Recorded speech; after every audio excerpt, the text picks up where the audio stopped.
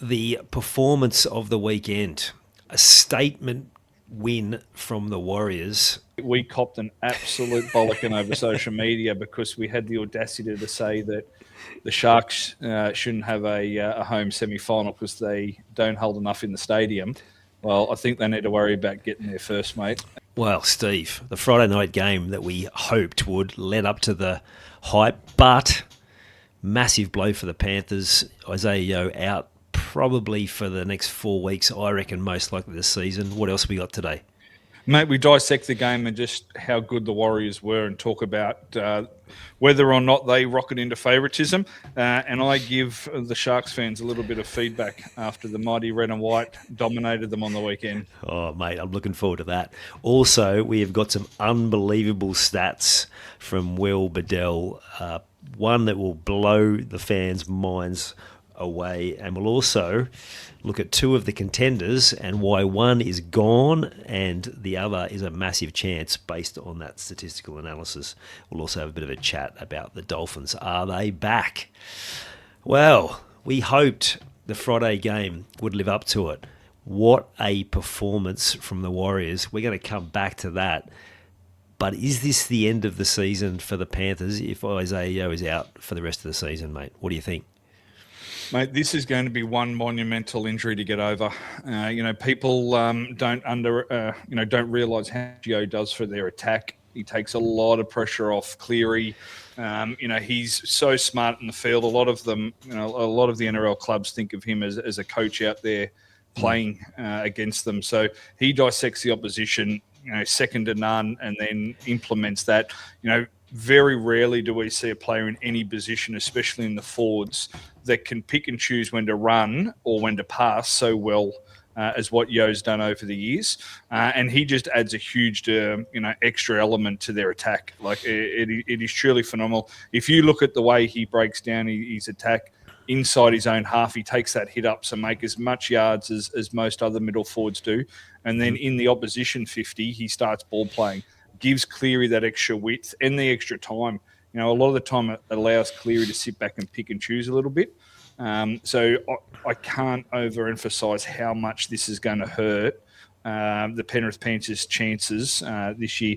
There's talk that he may be back, to your point, in 4 to 6 weeks.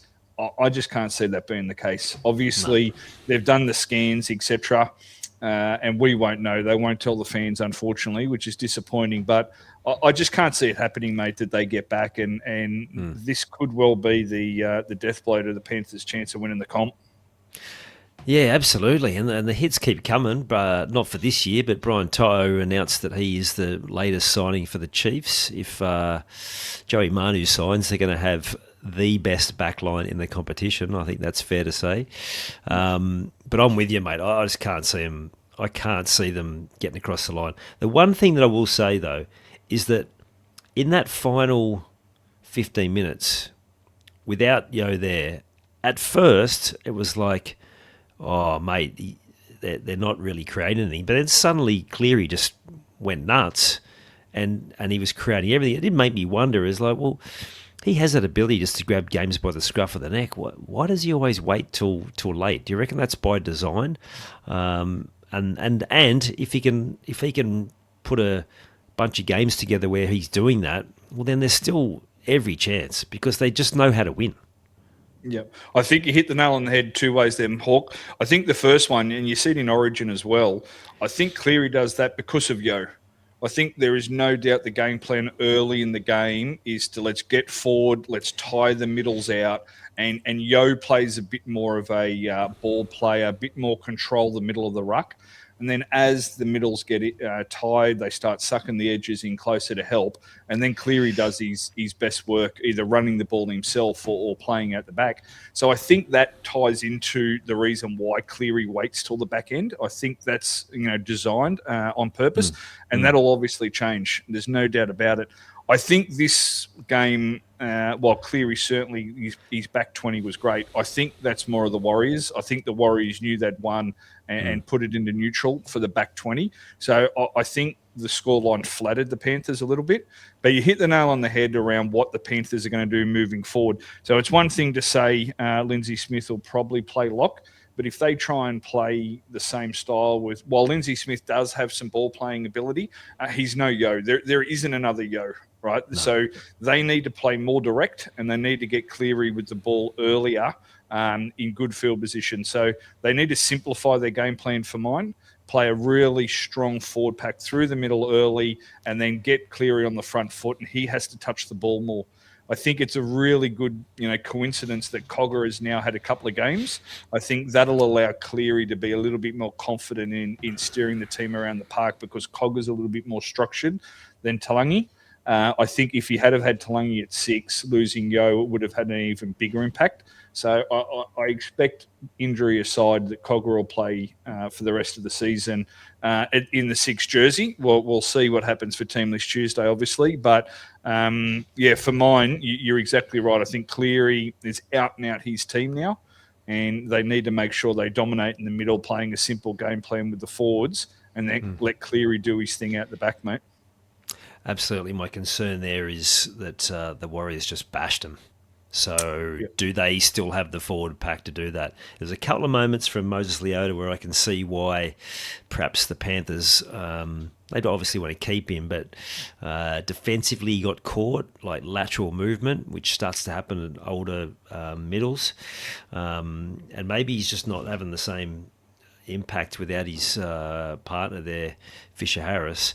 It was actually Jack Cole who came in because Cogger didn't travel with the team, which suggests that Blaise Talangi's next to no chance of coming back into that team when they had an opportunity to bring him straight back, and Cole goes in and does the job. So, that was obviously a significant loss at the last minute. But it's concerning. I'm never going to write them off because we've done that to our embarrassment in the past. They will still be there or thereabouts. They just have too much class to not be. But geez, it's a completely different picture than what we were looking at only a week ago. Yeah, mate, and we'll obviously talk about it at Wednesday's show because it should be the absolute game of the round, rightfully so. But this weekend, all of a sudden takes on a little bit more meaning for the Panthers.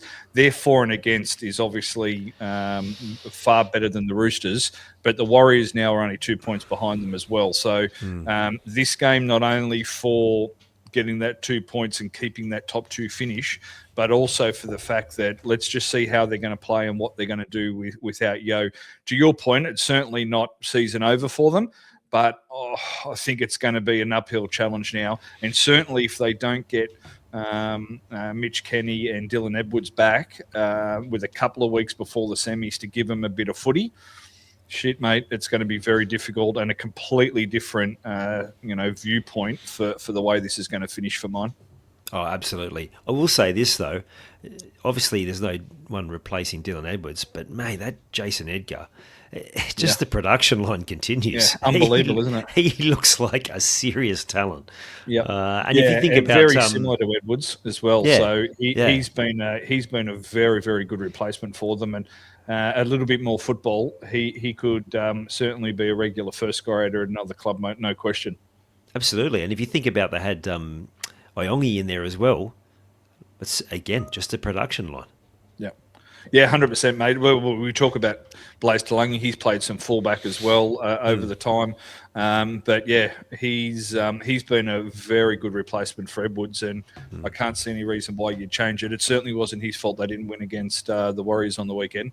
No, he's tough, he's fast, he's talented. He just backs himself for a kid with a handful of first grade games. It's pretty impressive.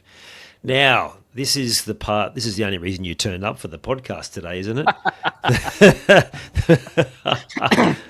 Yeah. The Dragons. Wow. The Dragons. Yeah, I'm more impressed with the Sharks' loss, mate. We copped an absolute bollocking over social media because we had the audacity to say that the Sharks shouldn't have a home semi-final because they don't hold enough in the stadium. Well, I think they need to worry about getting there first, mate. It was they genuinely their forward pack got dominated by a bunch of kids. Is the bottom line. You know, we've all talked up the Dragons forward pack, and there's no doubt there's potential and future rep players. But they simply dominated them. They didn't give Cronulla a chance in the middle, and then Cronulla, for mine, just weren't good enough. Regardless of what St George did, Cronulla were very poor. So, they'd been riding away for quite a while. So we do have to take that into account. But with respect to Cronulla, if St George are scoring 24 points against them, then, when they come up against the top four sides that have got plenty of points in them, their defence is in strife, mate. I thought their forward pack didn't do enough. Admittedly, Fennell Blake went to the bin at one stage of the game, no question. And our back five did a little bit better than they have been doing as far as gaining some metres. Gutho was up over 200. But reality being, Cronulla should have put us to the sword and put us to the sword quite comfortably. And they just simply weren't up to the task, mate. Agree. Now, I've certainly changed my tune on the Sharks. I actually think it's not that as big a problem for the Sharks. They were clearly flat, down on energy. Fitzy said it in the press conference. He said they asked him whether it's the loss they needed to have, and he said, well, I'm not going to say yes to that, but I will tell you one thing, is that it'll be much easier to get the team up this week after a loss than it would have been after a win. So teams have these ups and downs. You'd much rather have it now than first or second week of the finals. I just think it puts them in an even better position because they've been on a run. It gets that loss out of the way. People can stop talking about it. And they were pretty bad and still only just lost because the Dragons scored late to cement the win, but it was 2 points and they could easily, with a few things going their way, could have won. So yeah, I think it's not all panic stations for the Sharks at all. And I think we will come to what was good about the Dragons, but yeah, if I'm a fan, I'm obviously disappointed. But as a neutral, I'm like, I think it'll be business as usual next week, and they'll be back into it. The bit that hurts for me is that took them in the eliminator. On the back of your lock of the week. Mate. It was too much. It was too much weight for them to carry with me on their back. It was. Yeah, look, no question, it would have been hard for them to continue the roll on. And then, to your point, another 3 games into the semis, right? So chances are they were going to win a game. I just thought they were really poor in the forwards. So Britton Nakora was the only one to run over 100 metres. And again, against a bunch of kids, the Cronulla forward pack is one that's been well talked up. But if that's what they're going to dish up against the Dragons, the Panthers, the Roosters, the Warriors forward pack are absolutely eating for breakfast. So I'm happy for you to chalk it up as a bad day. I'm starting to lean towards the fact that this is another season that the Sharks have offered so much, and they could find themselves out the back door very quickly come September. Yeah, I will agree with this that the Dragons. It was a young pack, but mate, Hamish Stewart, that was like a breakout game, and I love what Dean Young said in the press conference afterwards. He said he wouldn't be surprised if Kevy picks him for the Australian team. He was that good. Like, we've talked these guys up all year, but that was like a next level performance. And then without his brother there, Ryan Couchman, if you don't mind, racks up 66 tackles with only 2 misses, and add to that 153 metres with 62 post contact. Like, these guys are young, but they're not kids anymore. Like, these guys are going to the next level. And you look at Pacifica Tonga, also big metres, and Gutho turned the clock back. I don't think he made an error. Oh, no, he did make one error at the start. But apart from that, he was solid again. Maybe he's found a bit of fitness because he was up and about. Like you said, he had heaps of metres. Yep. It was a pretty impressive performance from the Dragons. And, like I texted you on Friday night, what if you have the Premiership halfback heading to your club next year? We'll get to the Warriors, but mate, wow. You must have been excited by that performance from Luke Metcalf. Yeah, there was plenty of texts going on between the Dragons fans and myself. We were up and about to see him play the way he did. So, yeah, we'll certainly talk about him with the Warriors. He was excellent. Just to go back to you with the Kevy Walters with the World Cup, I think it'd be a big leap for them. They're obviously not going to play any semi-final football, and they're young. They've all played, big minutes and big games this season. But I think you're right, especially Stewart and the two Couchmans. I think if they were in a grand final team this year, if they were playing for the Roosters or the Warriors and they made the grand final, I think they would be an absolute red hot cracker making it. And I think it's only a matter of time for them all. You can throw Hamish Stewart. You can throw Dylan Egan in there as well. If you look at Dylan Egan's stats, they're no worse off Stewart or the Couchmans. Like he's been doing exceptionally well on the other side of the park as well. So there's no doubt that they've got a future rep jerseys in front of them. Loka Pacifica Tonga, I'm not sure what international team he's pledged his allegiance to, but he could quite easily find himself in a World Cup jersey as well. So you're spot on, mate. It's certainly good to wake up having a win after only having a couple all year, but to beat the Sharks, especially after the feedback they gave us a couple of weeks ago, I was very happy waking up this morning, mate. I bet you were, and I bet you there were plenty of people walking around the southern parts of Sydney who are walking a bit taller as well. The other one I wanted to mention was like in King Tonga, Young's put faith in him when Atkinson just wasn't performing at the level required. He's obviously done a fair bit of work on his defence, which was one of his challenges, but his confidence with the ball. Suddenly the Dragons look like a creative team, and a lot of it's coming off the back of him. Yeah, certainly the knock on him was his defence, right? That was the reason he wasn't playing first grade as it was. His attack has always been, his strong point. He's been electric with the ball, but he's gone back and he's worked on his defence. I think the Atkinson, I think there's a little bit in that around next year. I think the Dragons have put a red line through him at the moment, and I think if they could offload him, that they probably would.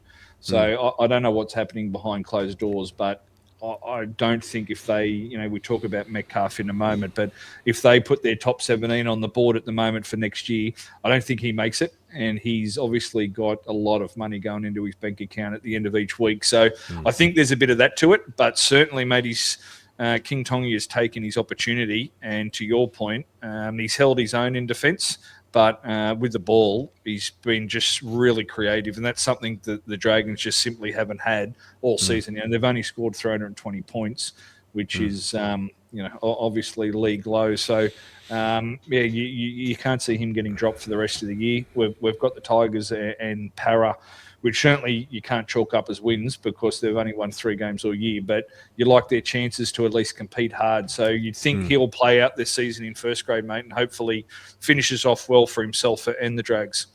Yeah, and if you get the Tigers and the Eels, who both have had matches where they just have completed very, very low, they'll put them away because that's something the Dragons have been able to do for most of the year. The Sharks, they fell into that trap that we've talked about many times with them over the last few years, is the halves just started drifting sideways, running out of room, getting bundled into touch. Now, off the back end of a forward pack not going forward, but it is amazing how quickly those old habits return when things aren't going well. 100%, mate. You look back at the Sharks, losses this year. The Dolphins, the Panthers, the Roosters. They're against the forward packs that have a go. They're the forward packs that are the best in the comp. And while I'm not saying the Dragons are at that level at the moment, it's quite clear that the Dragons got a forward pack that are hard workers and make sure they turn up and have a dig. And when Cronulla come up against that in the forward pack, traditionally, they haven't fought back and they haven't dominated, and that's what happened on the weekend. So, they've got the Raiders who have had a very, very mixed season, to put it politely, this weekend. But on the back of Ricky's press conference, I'm sure the forward pack for the Raiders will be very pumped and ready to go. So if the Sharks don't turn up and the forward pack from the Raiders get on top of them, I'd hate to see them lose 2 in a row like this, because the Dolphins and the Knights are right on their heels, mate. And if they don't finish in the top 4, which I think they will, they've got a very, very easy run home. But if they don't finish in the top 4, then you got to say that the season's been a bit of a failure, because I can't see them going on a run against those top teams at the moment. Yeah, absolutely. Wouldn't want to be playing them next week because I think they'll come out and have a massive bounce back. All right. The performance of the weekend. A statement win from the Warriors. Mm. Now, not with the bookmakers, but from that performance, that just about puts them as Premiership favourites for mine. I know it's only one match, but wow, that first half they completely dominated a team that's been the benchmark for the last 5-6 years. 110%, mate. From the opening whistle, you saw one hell of a ceremony to start Indigenous round. That would give you absolute tingles up the spine. That was, for me, it was some version of a haka, obviously, but for me, that was as good as I've seen. All Blacks and Kiwis combined, that was absolutely spine-tingling. To see them do that, and then they come out and they played like that. Aaron Clark and Fisher Harris, that first 15, 20 minutes just absolutely blew Panthers off the park, and they simply couldn't keep up. Yeah. It was 24-0 just after half time. And as I said, I think the scoreline flattered Penrith a little bit. They got those 2 late tries. Cleary ran the ball, and then to your point, Edgar got over a bit of a missed tackle out wide in the centres. He scored that try, but I think that was when the Warriors had clocked off. They knew they'd done the damage. They knew they'd won the game. One hell of a performance. They were completely and utterly dominant in the forward pack. And then once again, these huge athletes that they've got out wide just did the job for them. Yeah, absolutely. I will say this, though, as good as Leka Halasima was with his 240-odd metres, he got caught out in defence a couple of times. Now, a few of our fans on the socials have made comments, and I think this was a Warriors fan, one of them, saying that we're a couple of centres short. Now, I was kind of like, not sure about that, but defensively, yeah, he got found out. He's got 4 missed tackles. A couple of them were poor attempts at best. And it's not like they were defending for long periods of time. They were actually dominant and doing most of the attacking. So they had more sets with the ball. But yeah, that is a worrying sign for them. And they've got the other young fella in the other centre. Yeah, it's just to think some of the big names that they've got out injured as well. Wow, they are looking very good. Yeah, I guess that's the centres they've got. We spoke about it a couple of weeks ago. Halasimi and Ali, they're both back rowers, right? They're both 6'3", 6'4", 105 kilos. They're monster men. So the flip side to them carrying the ball the way they do, having that impact they have close to the line, scoring tries, and then putting their halves and the opposition under pressure. The flip side of that is they're not as quick laterally in defence. So when they come up against an Isaac Tungo type, or when we've got a fullback swinging out the back hitting them, they're going to unfortunately give up at the occasional try. That's just going to be a trade-off to what they deliver for you with size across the park and defence. So I think you're going to continue to see that. There's no doubt, especially when you look at Metcalf, Chanel, Harris, Davida. They're not monsters of halves either. So if you can get one of those smaller halves up against a slower centre, then that's probably where your fullback's going to be targeting.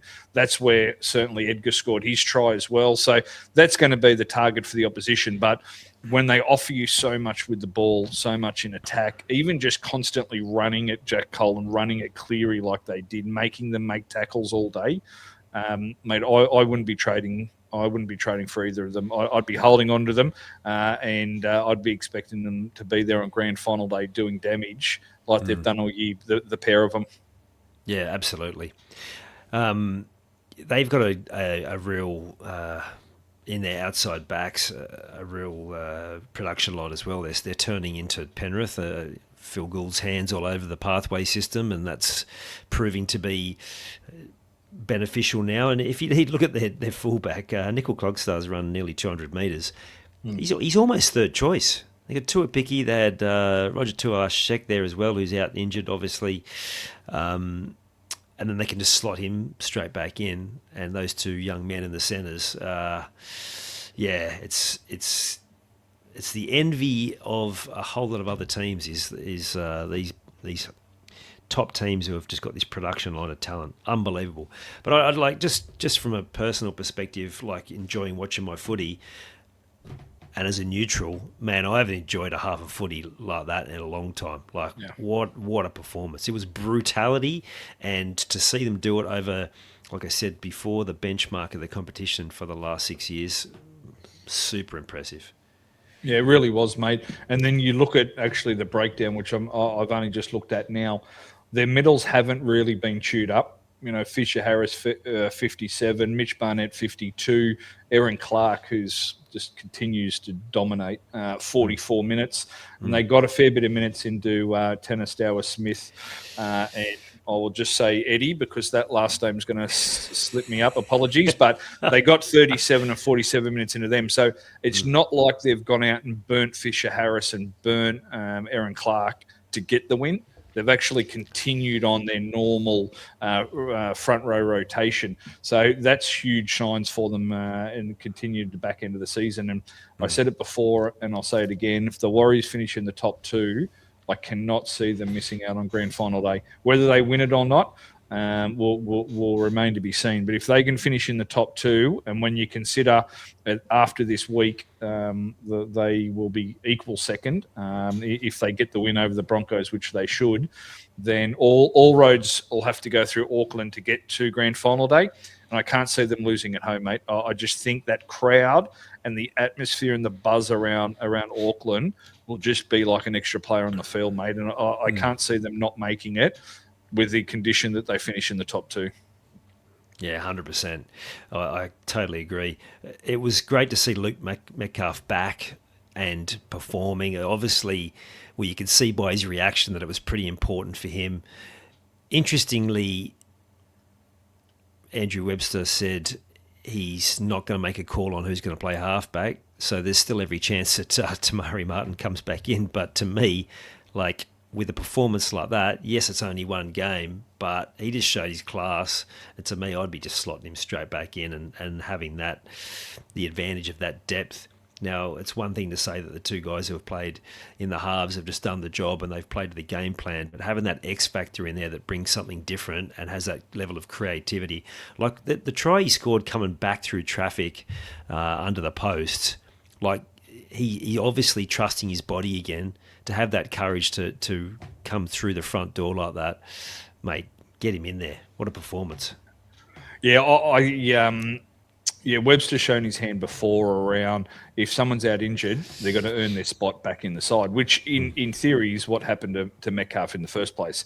You know, we've seen the fullbacks, to your point earlier, they've had a number of different fullbacks because if they get injured, you got to go back and play New South Wales Cup and earn your spot again, which is really old school, you know, mentality, which again is another, for me, huge tick for Webster. Just the way he goes about it. You know, if you're going to play first grade for the Warriors, you've earned that jersey and you're ready to go. The big things for me, he took over all the kicking. He kicked 18 times for over 500 metres, and the rest of the team combined for 7 kicks. So it was a huge responsibility. He just dove straight in. He's 6 runs for 4 tackle breaks, to your point, 2 tries. Like, it wasn't I'm going to dip my toe back in the water. It was, give me the steering wheel. Let's get behind these big forwards going forward and let's dominate and run the ball from there. So from a Warriors fan, I don't think you can go wrong either way, but I'd probably lob on Metcalf. He just gives that little bit extra. It certainly wouldn't mean Tamari Martin misses out. I think he'd be somewhere in the 19. He may not get a game every week, but I think I'd have him in the side because he covers off so many positions. But for me, I'd be sticking with Metcalf through the year, mate. Yeah, absolutely. And it was really great to see his teammates get around him. He's obviously a popular member of the group. They're well connected. That's also good signs for the Dragons. Interesting. Dragons played little for the 80 minutes, and what's his name? Cookie just didn't get on. Yeah. Pardon me. Yeah, it was certainly an interesting one. Well, obviously, next year, Connor Watson will be coming along. I don't know whether the coach's son from Flanagan. I don't know whether Flanagan's going to make the side, but if he does, it'll be similar to Watson, another, number 14. So it'll be interesting to see what their plan is with Little moving forward. If they're going to play him 80 minutes now, then is that something that they're going to look at for next year and really keep Watson for that 13 role or not? So, yeah, interesting signs for what Young might do, but there's no doubt he's full steam ahead. He wants to win every game this year, but he's full steam ahead planning for next year, mate. There's no question about it. Absolutely. Now, you mentioned the Warriors, the groundswell of support they're getting. It sounds like that there is a big push now that they've. The story is that from 2029, the agreement with the broadcasters is if they don't have an extra game, which means 20 teams, if they don't have an extra game, then they'll be fined $10 million a season or something like that. Wow. So it's in their best interest to get that 20th team. Yep. And given what's happening in New Zealand with the Wars, it looks like the Orcas are the absolute raging favourites to take that last spot. And who could argue? Like, let's get on board with the popularity of NRL in New Zealand at the moment, while the All Blacks aren't dominating as much as they were, and let's get another team in there. And what we talked about this last week, like from creating that sort of competition for the Pacific, add on that the talk of global round, mate. It's exciting times for NRL. Yeah. Look, no question for me. The Southern Island of New Zealand's the go. So there's been a lot of talk about the Western Brisbane corridor. For me, I don't see it happening as far as people travelling from Brisbane out to Ipswich and further. Obviously, the diehard fans will do it, and the population, while it's growing out there, I don't think it's enough to be able to fully sustain an NRL club straight off the bat, right? The NRL can't afford to bring a club in, especially if the Bears are going to get off to a slow start without them dominating. And we spoke about it again a couple of weeks ago around the Warriors fans. The biggest pat on the back for them is that they look like New Zealand's going to get another team because they just go and support their team so well. So I don't know enough about New Zealand itself to make sure the Southern Island's going to support NRL as much as the Warriors get supported. Obviously, there'd be a lot of people living in the South Island that would be absolute diehard Warriors fans. So whether they'd be willing to swap teams and support the new local side, it'd need to be discussed. But you've certainly seen it here in Brisbane, where the Dolphins have increased their fan base quite considerably and taken, not that the Broncos are losing sleep over it, but taking a number of fans off the Broncos. So, yeah, for me, mate, all roads point to the New Zealand having a second team.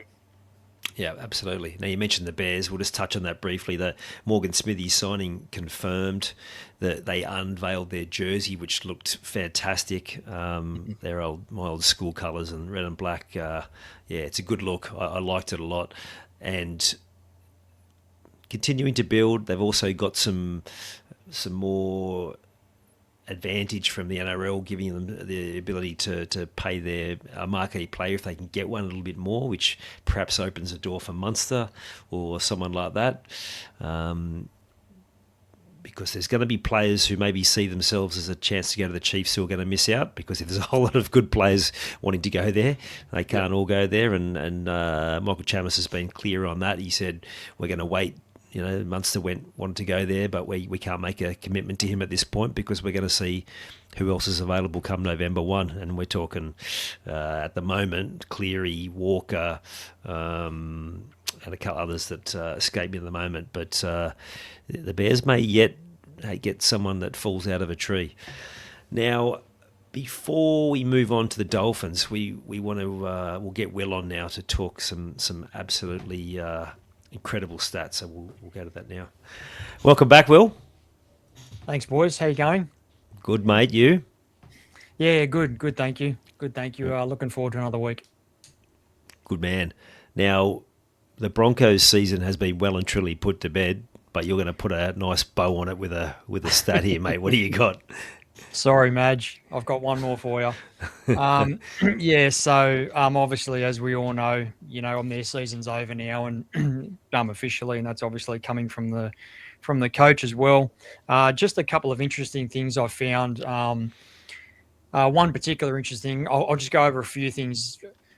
A few things first. So they used 33 players, or they've used them 33 players in this year so far. That's been the equal most in 5 years. They also used 33 in 2022. So that's obviously tested their depth, which will tie into a couple of my other angles in a minute.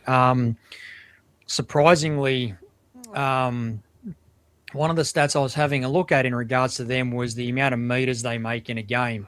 And I'm sure you would both assume that with arguably one of the best front rowers in the comp, that they would be high up on that stat.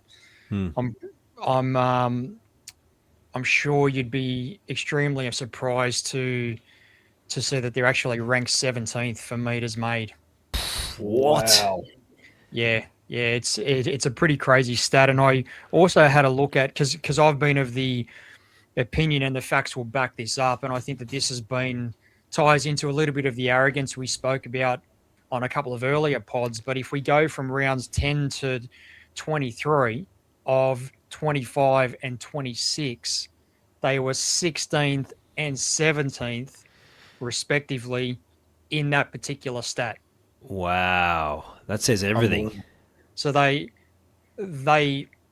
for some reason, they have really struggled to make meters with Payne Haas in their side. I mean, that's just crazy to think, that's even possible. And during that period as well, or at least after 13 rounds of both years, they were 11th. Now, my point around that is they obviously haven't learned anything from 2025. The narrative around, people like us and then people that are more in the know inside the clubs, all believe that at the end of the day, they just caught fire at the right time of year. I think that's the general narrative, and those numbers certainly back that up. They actually haven't learned anything from 2025. They were in exactly the same spot this year, but as everyone, the cliche has been, can lightning strike twice? Well, no, it hasn't. Yeah, right. The other thing that comes to mind is that, yes, their forward packs obviously let them down, but their back five, that they obviously have not done the job, because the best teams in the comp have a back five that make 100 metres plus each. Yeah. And, that's really interesting. And you look at the wingers they have, as you said, Hawk, Mariner and Karapani. I mean, they were, at times they've been unstoppable, and it's obviously Shibasaki's, had an off year compared to last year. And, Staggs always has this about him where he's in and out of, not only is he in and out of games, but he's in and out of periods of the season too. And that's, it just shows just a real, I was quite surprised when I noticed that stat myself. A couple of other ones that, again, it's going to get your eyebrows to raise, but they were also ranked last for tackle breaks and offloads. Wow. And again, look at their forward pack. That cannot be right. Like, that just cannot happen. It just doesn't jive with reality. And you look at Payne Haas really seemed to develop an offload this year. So further indictment on the rest of the team. I mean, I don't know if that equates to Broncos games, but certainly in Origin, he was creating second phase like I hadn't remembered seeing him do in previous years, but maybe he was only in a blue jersey. Well, I guess one of the general consensuses, or the general theories around, no tackle breaks can lead to no support. So, like, no one's supporting the ball carrier to take, a couple of them flies off in terms of our defenders, and maybe a power issue in terms of how they're carrying the ball as well. Can they actually poke their nose through the line? Are they being conservative and just looking for a quick play of the ball, a quick play of the ball and just go off the next ruck? I mean, we don't know. And then in terms of the offloads, I think, could definitely be a negative mindset, which would sort of feed into the narrative of where they were in the season and how they were struggling. When you're struggling and you're losing, you tend to tighten up and you just concentrate on high completions, kick into a corner, and that doesn't exactly lend itself to throwing the ball around. So, No. there's a lot of little one percenters there that are sort of tying into each other. Yeah, if you look at quicker play the balls, you'd think that then they would have at least an increase in metres off the back of quick play the balls. But if that's the direction they were heading, that's not even been effective either. Steve, thoughts? Yeah, it's a lot to unpack there, mate. You look at the stats from the Dolphins game. Billy Walters had an offload and Pat Carrigan had an offload. That was it for the entire game between the forward pack. And while Billy Walters obviously is a hook and had an outstanding game, you can't take him into account when you're talking about forward offloads. You mentioned a couple of weeks ago, Hawk, and I sort of raised an eyebrow at the time because I hadn't really thought about it. But, Pat Carrigan's always had Payne Haas there next to him, taking that first hit up, and you questioned what he'd be like without Payne Haas. If their stats are already like this with Haas in the side, with due respect to Barnett coming next year and the possibility of Hallsborough not far off, neither of them are anything on Payne Haas. So there needs to be a big dissection of what they're doing in the forward pack and how they're doing it, not only with offloads, but hit-ups, even post-contact meters. I'm just looking at the stats from the Dolphins game at the moment, and it's not pleasant reading considering that they were absolutely dominant for the first 25 to 30 minutes. So bloody interesting and something that they're going to need to look at and get their head across really quickly, because if they're not going forward, it's almost impossible for Reece Walsh to be able to do what he does out the back. And it's little wonder he hasn't had the impact this year when you hear those stats. Yeah, forget Reece Walsh. They're going to have 2 rookie halves. They're going to have Pezzett coming, although if he can ever get on the pitch, or Duffy playing at halfback. Mate, if their forward pack's just getting beaten up, that's not going to really. It's not going to be really the right environment for either of those 2 guys to thrive. Yeah, I will give them one shining light. I try to always, have a little bit of a shining light moment, but I actually think this might sound a bit crazy, but I actually think the loss of Haas and Reynolds in particular is going to force them to actually change the way they play. I think it's actually going to, make them think about, okay, well, we can't rely on Payne anymore, so everybody else has got to basically pick up the slack. I think Mitch Barnett coming in. You've also got Sean Bloor as well, who'll add a bit more on an edge. I think, and then the 2 young halves. I mean, with all our respect to Adam, I mean, he couldn't even get through a game at the end of last year, and like he just couldn't get through any games in this year. So at least they're going to have halves who can play 80 minutes every week consistently going forward. So, potentially. Yeah. Well, I just think they'll they'll have healthier bodies. At least in the halves they'll have some youth. They'll have some exuberance, and as I said, they're going to get through. Yes, they'll miss experience, but I think that might also bring Reece into the game a bit more in regards to potentially with an 80-minute mindset, as opposed to okay, look, I've got him 20 minutes here to turn the game, because again, I think that fits into the arrogant mindset that I've spoken about, just expecting that it's going to happen. Well, it obviously hasn't, and I think those are a couple of examples as to why. Fascinating. Did you say you had some other stuff on the Bronx as well? No, that was the last one in regards to the silver lining. Yeah, yeah, mate. That is a cracker, and I don't think if you'd asked any fan, their thoughts on that they would have. No one would have guessed that. That's crazy. Wow. Yeah, I certainly never expected it, and I, sort of I'm working this industry every day, and I never anticipated that. I did anticipate that there was a correlation, and I had to find exactly where it was, and it was round 13 where they were 11th on the table in both years. And then obviously we know what happened last year. This year that didn't happen. And those were a couple of those are a couple of the reasons why, I believe. Yeah, spot on. Okay, couple of top 8 teams now. You've got a bit on the Book of Feuds teams. Yes, I have. I'll start with South. There was as we know, they're probably going to finish if they make the 8. Like they will finish in the bottom half of the 8.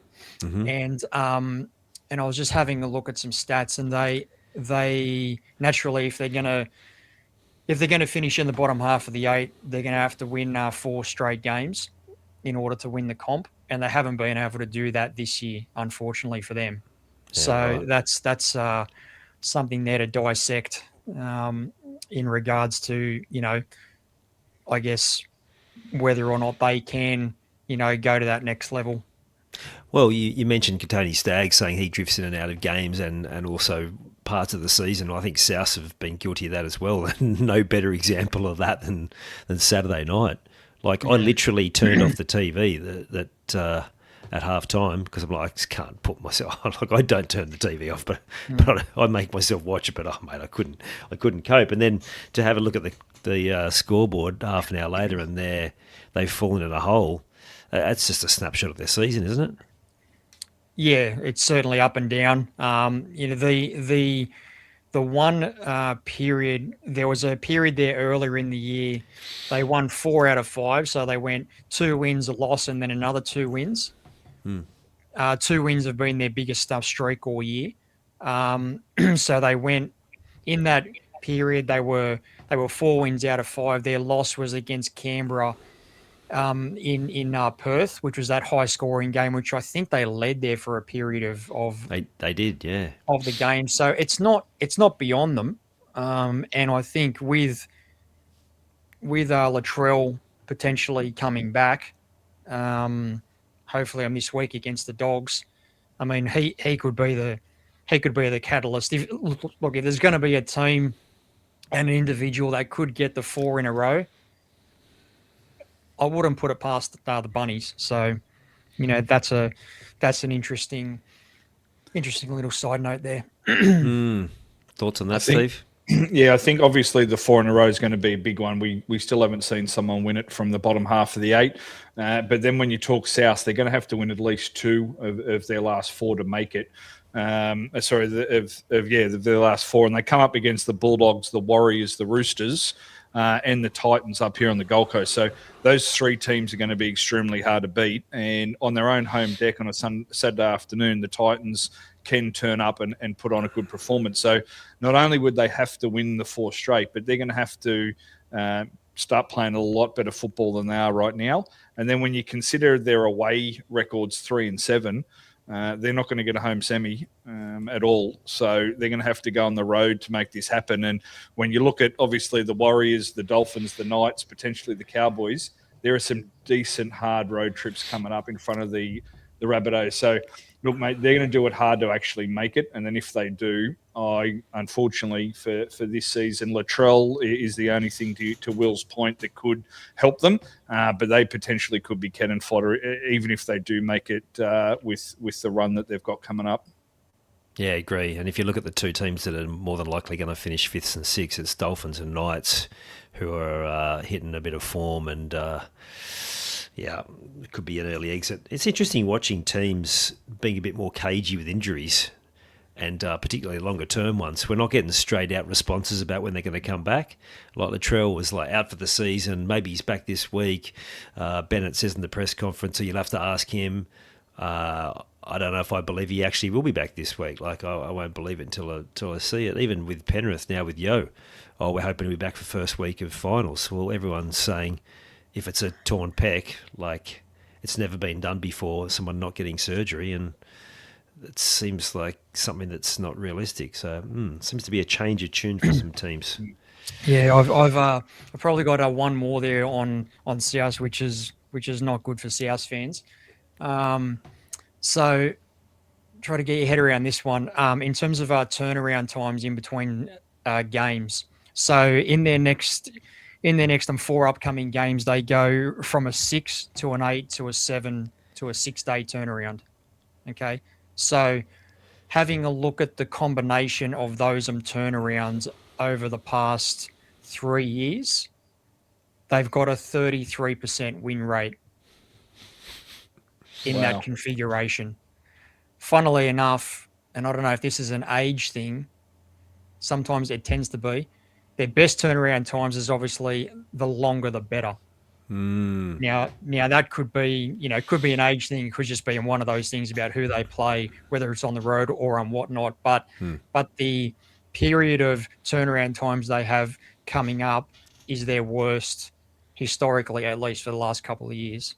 That would make sense, particularly guys like Cody who are often nursing niggles. So really interesting. We're going to dive in there, Steve.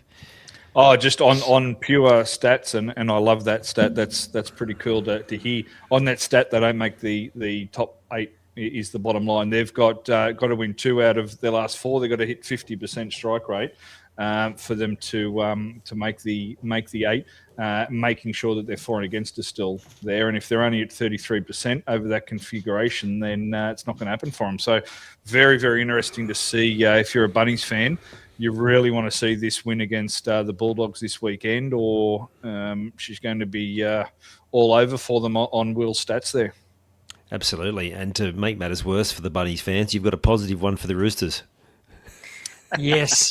So a couple of things here for the Roosters over the years, and this is going back a number of years. One of the things about the Roosters has always been, and this has been their high risk, high reward style of footy.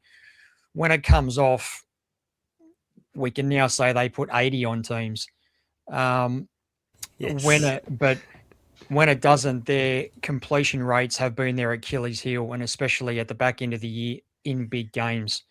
And their completion rates can dead set become horrendous, like even in the 50%. So I was having a look at some stats in regards to the configuration, in regards to completion rates under 70% over the past 2 years. So in 2025, they completed less than 70% on 8 occasions, and they won only one of those games. This year, they have completed less than 70% on only 2 occasions. Now, they haven't won any of those games, which is consistent with what we're saying about how important completion rate is to them. But the fact of the matter is, they've actually brought it down from 8 games last year to only 2 games so far this year. And the last stat that ties into that one is they have the most amount of wins when not leading at halftime. So their mentality of getting through the 80 minutes is actually a lot stronger and a lot tougher. Yeah, wow, that is really interesting, because not only that stat, but I think there was something last year how they were one of the most penalised teams in the competition as well. So they were putting themselves behind the 8 ball consistently at both ends of the pitch. And it is interesting to see that where they finished and the momentum they're hitting, and they've certainly tidied up that completion rate. That is really interesting, Will. I like that one. Steve? Yeah. Yeah, it certainly paints a picture on how the Roosters are performing. Obviously, Reece Robson at 9's a little bit more of a steady hand, and DCE, wherever you lob on him as a player, he's obviously very experienced and very a calm head out there. So another 12 months under Walker's belt, you can start to see that even in the times where they're not putting themselves with great completion rates, they're still getting the win. So very interesting. The big one for me out of there from Will is the Roosters coming back in the second half. So, that goes to show what they're like. You saw the Broncos last year do that and come over the top of teams. That's semi-final mentality, that you don't give up till the final whistle. So, very interesting run home for the Roosters. And then, obviously, they will certainly be in the top 4 to finish off. So, could be blue skies ahead for Roosters fans. Yeah, it's a good point, Steve, because even if we go back to their last game and their last game only, I mean, that was the perfect configuration. They have led at halftime on 10 occasions of this year, and they have won every single one of them. But against the Dogs, as we know, like they were, like they basically came home late there, and they had to win that one. So it was a very late win. It was a get out of jail win, but to your point, they just did it at the death, and it was a great win in the end for them. Sure was. Well, mate, you've had some other stuff on the last few weeks, but that was well worth the wait because there's some absolute belters there, and I reckon the listeners and viewers are going to love that, particularly the Broncos stat. That's crazy, mate. So well done. Yeah, it's mental. Cheers, Will.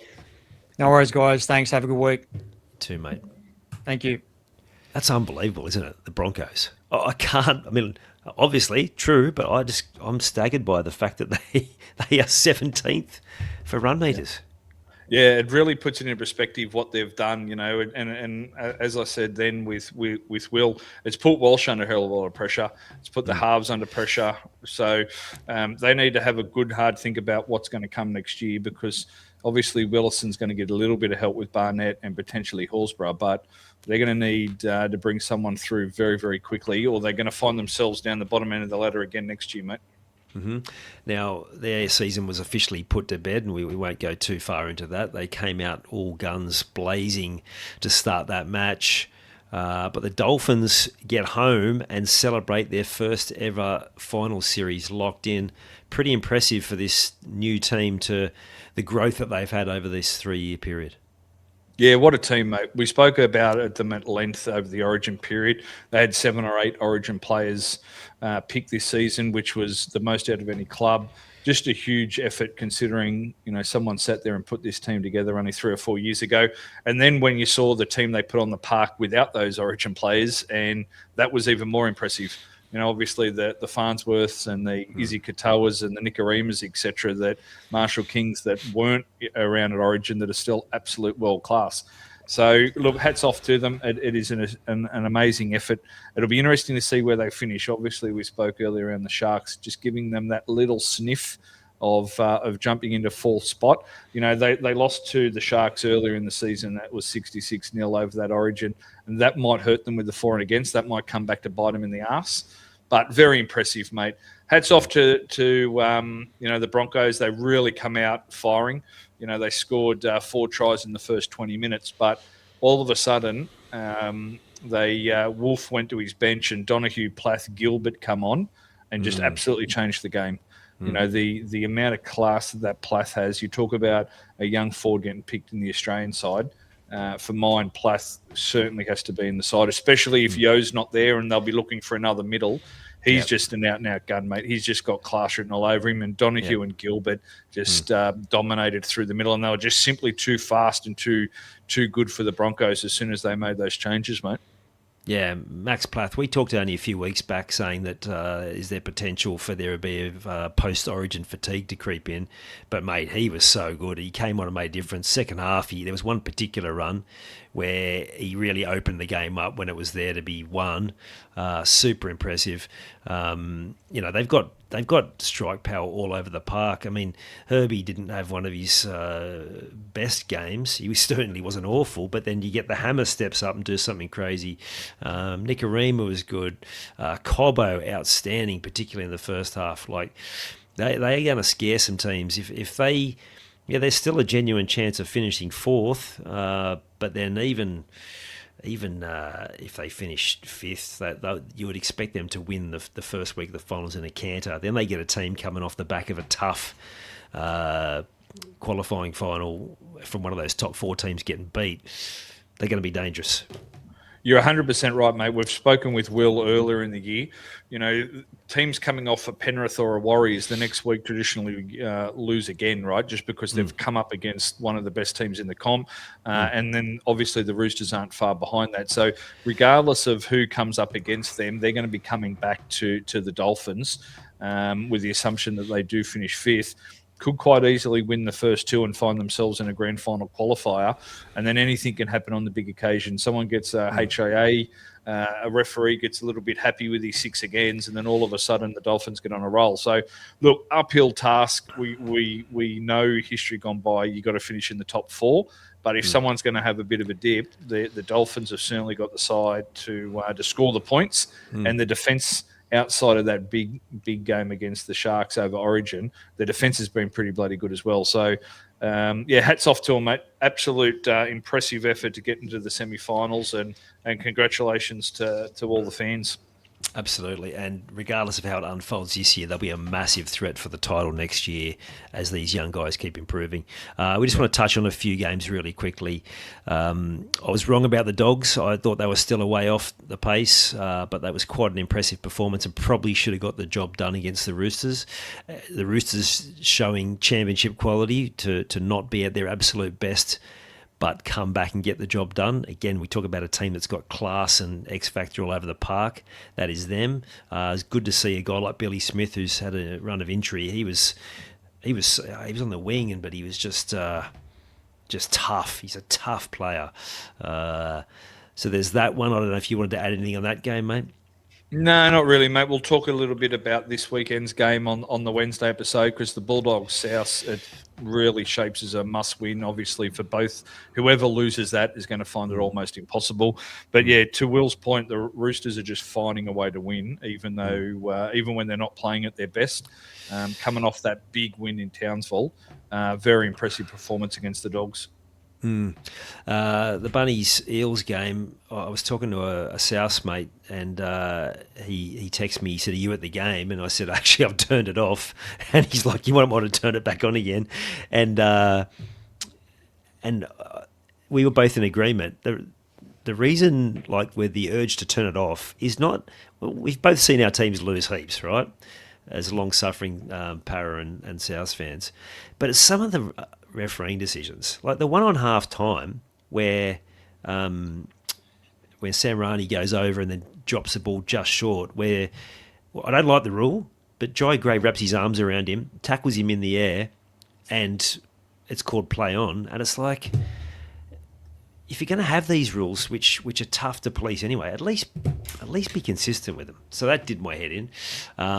We're a team that is still needs everything to go their way, and again they just completed at a low level. And the second half they complete high, 19 of 20 or something, and they nearly get the job done. So yeah, anyway, that's my whinge about Para for the week. And then it was a belter of a game Sunday. Both games were, but the Raiders Knights. The Knights again showing that real quality that they haven't had previously, just getting the job done and doing enough when perhaps they weren't at their absolute best. Yeah, they were impressive, mate. Obviously, brain explosion from Corey Horsburgh may have had an impact on the end with a kick at goal, etc. Could have put it into golden point, but certainly, the Knights just continue to find a way to win. We look back at the last sort of 2 months of footy. They lost 3 games by 2 points over that Origin period, and a couple of them were from goal kicking. That puts them into equal first if they had have won those 3 games. So puts into perspective how good the Knights have been during this season. So I think 6th spot is probably a little bit light on for them. That's how well they've played. And then when you think Ponga's been out for parts of the season, Brown, Lucas, they haven't gone through and had a blessed run. So I'm bloody happy for their fans that they've made the 8. It's been a long time that the Knights have played this well consistently, and to make the 8 for them is really appropriate. I hope they hold on to 5th or 6th spot. They should do, but I hope they do to give those fans a home semi-final, because the poor old Knights fans deserve it more than most with what they've been through over the last few years. Absolutely, well said. Now, I think Gags must have heard me, because I said to him last week that maybe he needed to be a bit more bold and push some teams forward, and he's done exactly that this week, mate. What's he gone with? Absolute scenes, mate, while he's putting the power rankings together. So we've finally seen a movement. The last month it's been locked in, but the Warriors are now number 1 on Jacob Gagan's power ranking. So after that performance against Penrith, they leapfrogged the Panthers into 1. Penrith are at 2. The Roosters down to 3. And the Finns have leapfrogged the Sharks into 4th spot, with the Sharks hanging on to 5th. So very, very big changes, mate. And I think I've actually had a bit of a laugh with him around the Roosters. So if the Roosters beat the Panthers, he's going to drop the Panthers again. He's convinced. So he wants to see how they perform. but we could see another big shift in the power rankings again next week. So, be very interesting to see what happens. Absolutely, it will. And if we look at the Dolphins, are more likely going to win. The Sharks have got a bit of a tough game against the Raiders, who have been good for the last 6 weeks, barring last week's hiccup. Yeah, it's very interesting times. And for us two neutrals in this semi-final race, it's going to be fantastic to watch. Yeah, can't wait, mate. The last 4 weeks are going to change the top 8 weekly and the top 4, and then we are in for an absolute belting final series. Absolutely. I'm going to drag my sorry ass out to Para on Saturday night to play the Cowboys, who bounce back to form. That's a could tough be watch. That will be a tough watch. It could be anything. Oh, very good. All right. Well, that was a massive show, but there's been plenty happening. The football has been outstanding to watch, and Will had some fantastic stats and making up for a few missing weeks. So, thanks for those of you who stuck with us. I hope you enjoyed it, and we look forward to catching you all on Wednesday for the preview show. Thanks, Steve. Cheers, Hulk.